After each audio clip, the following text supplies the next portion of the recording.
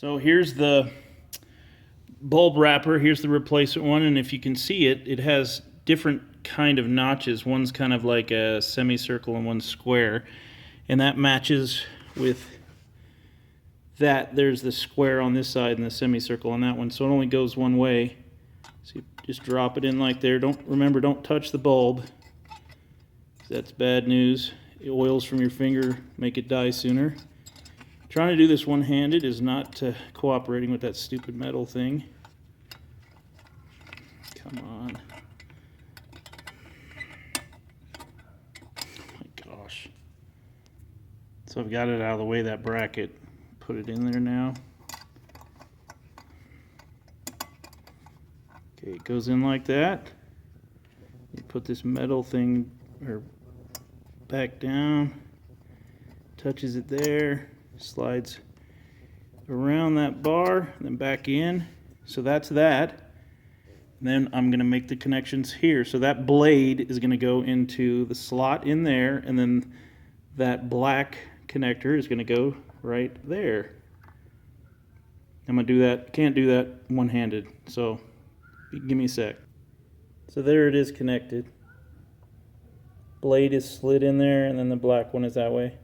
I'm not sure if the black goes that way or the other way. It could go the other way. I guess I'll see when I go to close this, and we'll see if it is impeded, but we'll see. That worked no problem. A little bit out of focus there. Let me try to get that in focus. Got it down in there. There's 3 notches, and then just spun it, and I heard a click when it locked. It actually says there's arrows, and I think it says lock somewhere. Oh, there it is. Lock and open. That's where it shows you. I think you line this up with that when it's open, then it's locked when that black notch or triangle lines up with that notch. Anyway, we're going to call that good. And as you can see, the orientation, there's the bolt. As I drove it to go buy the bulb, I put this turn signal lens back in, so I will show you how it comes out. Just going to remove that screw right there, and then I'm going to do my best to slide this out. Not sure if I'm going to be able to do it one-handed. It was definitely couldn't have done it one-handed when I first took it out. So that thing's just a booger. I got it to come out, but man, it's I had to put my whole palm there and then just pull as hard as I could this way, and then it let go. And then in the other video, oh look, more plastic's breaking off. I showed, well, I explained, I didn't show, but if you put a screwdriver in there, maybe you can see that tab. Maybe not.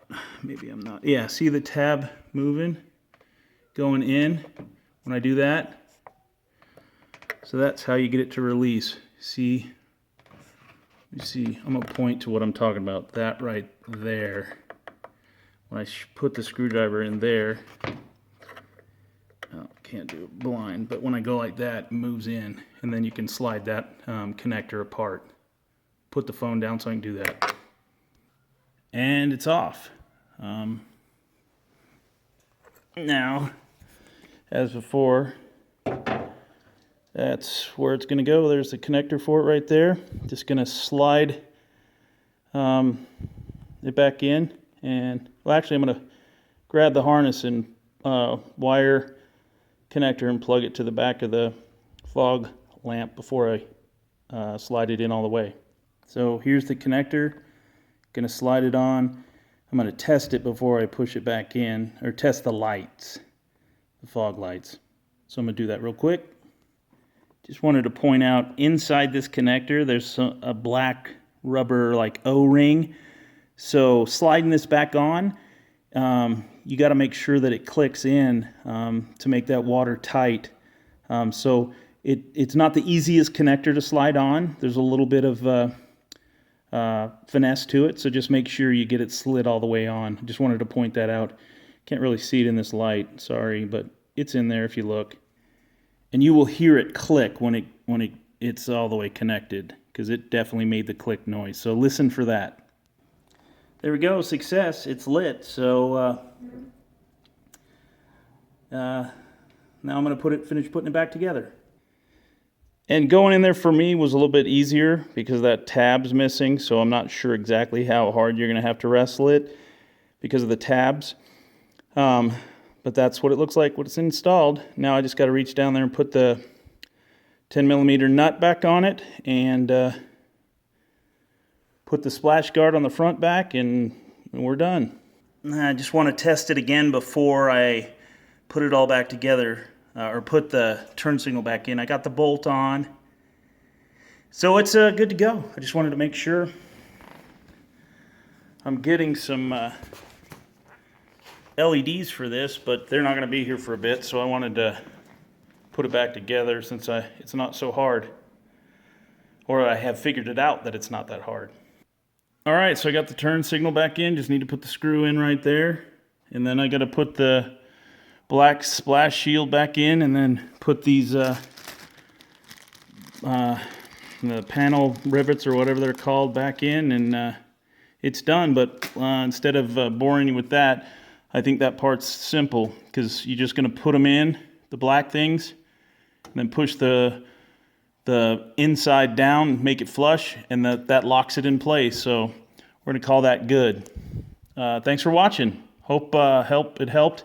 You can notice my ghetto hood stand. I've got some on order. Haven't had the car that long. So yeah, that's why it's ghetto. And the previous person that owned it, I don't know why. I guess they had to replace the battery terminal, and it's the other direction. So that's kind of ghetto too. But I think I'm going to cut a little slot in the side so it can at least rest down a little bit or be seated a little bit better. Thanks for watching.